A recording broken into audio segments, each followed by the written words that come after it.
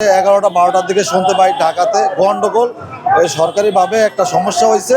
আমার পরিচয়, আমি 9 ব্যাটালিয়নের সদস্য সিপাহী মোহাম্মদ মসলিউদ্দিন। 2009 সালে 25 এবং 26 ফেব্রুয়ারি আমি ছিলাম রাঙামাটি কর্মরত, কিন্তু আমি রাঙামাটি থেকে মারিশা, সেখান থেকে ক্যাম্পে ছিলাম দুর্গর শান্তিবাহিনী এলাকায়। এই শান্তিবাহিনী এলাকায় ডিউটিরত থাকা অবস্থায় ওখানে আমরা 2000 ফিট নিচ থেকে পানি উঠাই এবং ঢাকাতে সেদিন অনুষ্ঠান, কিন্তু আমরা পালি ক্যাম্পে থাকি এবং শান্তিবাহিনীর হাত থেকে দেশকে রক্ষা করার জন্য বর্ডারের ডিউটিরত অবস্থায় ছিলাম।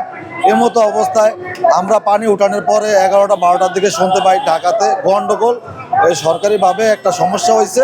আপনারা সুন্দর করে বর্ডারে ডিউটি করেন, এখানে যেহেতু অফিসার নাই, কোনো নেট নাই এবং আমাদের খাবার দেয় হেলিকপ্টার দিয়ে, আমাদের কোনো গাড়ির যাতায়াতের কোনো পথও নাই, ওখানে কোনো অফিসারও ছিল না। অথচ এই মতো অবস্থায় ডিউটি করে 2009-এর 25-26-এর ডিউটি করে আমাকে দীর্ঘদিন ডিউটি করা অবস্থায় হঠাৎ করে একদিন ব্যাটালিয়ানে এনে 2011 সালে বলে যে আমাকে রাঙামাটি ডিউটি আছে। রাঙামাটিতে এনে ইউনিফর্ম এবং অস্ত্র অবস্থায় আমাকে কারাগারে ঢুকে বলতেছে আপনি বিদ্রোহী। অথচ আমার ওখানে কোনো অফিসারও ছিল না।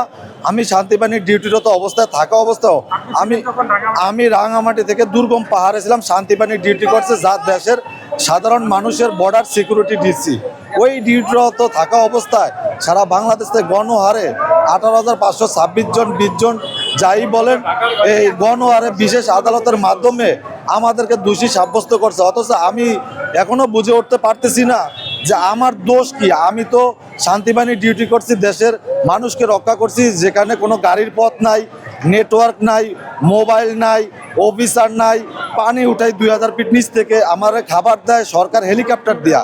তাহলে আমি কিভাবে পিলকানার সাথে জড়িত হলাম? আমরা তো রাজনীতিও করি নাই, আমরা তো গেছি চাকরি করতে, সীমান্ত পাহারা দিতে। এখন আমার কথা হলো, আমি দুর্গম পাহাড়ের ডিউটিরত থাকা অবস্থায় 2009 থেকে 2011-12 সাল পর্যন্ত ডিউটি করার পরও আমাকে যে বিদ্রোহ কালিমা দিয়ে চাকরিচ্যুত করছে, 2-3 বছর গন্ডগোলের 2-3 বছর পরও আমার চাকরিটা চলে যায়। কারো কাছে স্বপ্ন পূরণ, কারো আনন্দের উপলক্ষ, আবার কারো জীবন পাল্টে দেওয়ার মুহূর্ত, কখনো জীবন বাঁচাতে সর্বোচ্চ গতিতে উড়ে চলা, কারো আবেগের শেষ মুহূর্ত, আপনজনের শেষ বিদায়ে সামিল হওয়া।